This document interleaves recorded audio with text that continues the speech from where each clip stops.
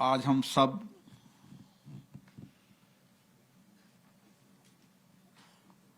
उस व्यक्तित्व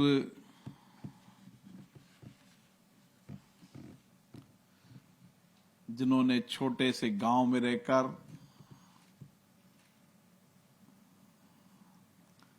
विद्यार्थी जीवन के साथ सामाजिक जीवन,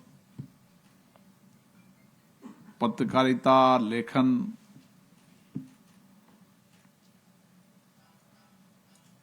और राजनीति जीवन के अंदर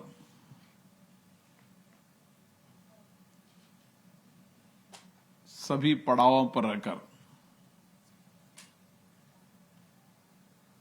समाज के शोषित गरीब व्यक्ति के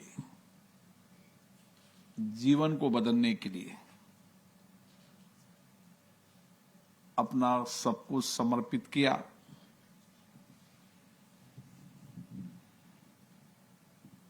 जो कितने भी बड़े पद पर है, पदों से बड़ा व्यक्ति नहीं होता। व्यक्ति होता अपने कर्तृत्व से, अपने व्यक्तित्व से, अपने कार्य से, अपनी समर्पण से, अपनी सेवा से। माननीय भगत सिंह कोश्यारी जी का भी इसी तरीके का व्यक्तित्व है। मुझे भी उनके सानिध्य में काम करने का अवसर मिला। 2014 से 19 तक माननीय कोश्यारी जी हमारी कमेटी के चेयरमैन हुआ करते थे। उस समय भी एक ही लक्ष्य होता था कि हम किस तरीके से लोगों के जीवन को बदल सकते हैं। और उन्होंने जिस जगह से अपने जीवन की शुरुआत की, जल, जंगल, जमीन, पर्वत से उनका प्यार, पर्वत के लोगों से उनका प्यार, और इसीलिए उनको पर्वत शिरोमणि कहते हैं। उन्होंने अपने जीवन को कठिन परिश्रम और कठिन परिश्रम के बाद एक सामान्य रूप से, चाहे मुख्यमंत्री रहे, चाहे महामहिम राज्यपाल रहे, सभी पदों पर रहे, लेकिन सब पदों के रहने के बाद भी उन्होंने पद का अहंकार कभी नहीं रहा। मुख्यमंत्री रहते हुए, उसके बाद महामहिम रहते हुए भी मेरा उनसे मिलना हुआ। और उस समय भी महाराष्ट्र के अंदर जब लंबे समय तक रहे तो एक सामान्य जीवन की तरह है। कहते थे इतना बड़ा है राज्यपाल भवन, मुझे ठीक नहीं लगता, मन नहीं लगता। अपनी वही दिनचर्या और सादगी से भोजन, सादगी से रहना। और मुझे कोई व्यक्ति अभी मिले थे, उन्होंने कहा कि माता मंगला जी मुझे मिली थी, जो उन्होंने कहा कि हम जब महाराष्ट्र में माँ महिम के यहाँ गए तो उन्होंने कहा, अभी मैं तो खिचड़ी खाता हूँ, लेकिन आप आए तो भोजन बनाना पड़ेगा। तो उनका जीवन एक बहुत सरल रहा, लेकिन सिद्धांतों पर, विचारों पर वो अड़िग भी रहे। और कभी उन्होंने सिद्धांतों पर, विचारों पर समझौता नहीं किया। पदों के लिए, पदों को प्राप्त करने के लिए उन्होंने कभी भी न प्रयास किया। क्योंकि मैं तो जब मेंबर ऑफ पार्लियामेंट थे, जब भी मेरा अनौपचारिक चर्चाएं होती रहती थी। जब महामहिम बने, जब उन्होंने कहा यार अपन को ये सब ठीक नहीं लगता, अपन को तो पहाड़ के लोगों की सेवा करने का। और आज भी जब पद में नहीं रहे तो भी निरंतर वही,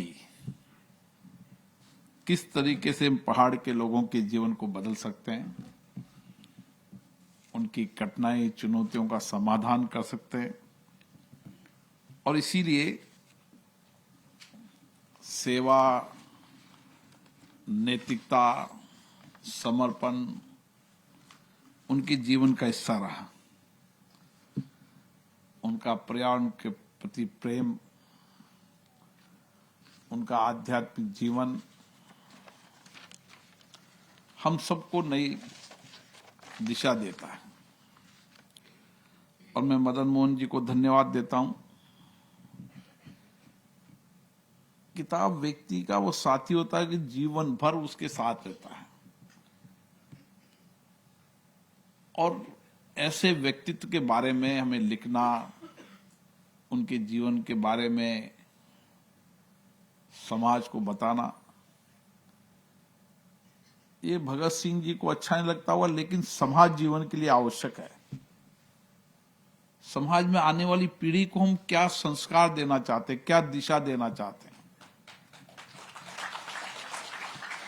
ये किताबें रहेगी जो आने वाली पीढ़ी को एक संस्कार देगी, दिशा देगी कि कितनी कठिनाई, चुनौतियों, कठिन परिश्रम के बाद व्यक्ति कितने सहज रूप से हो सकता है। जीवन के अंतिम क्षण तक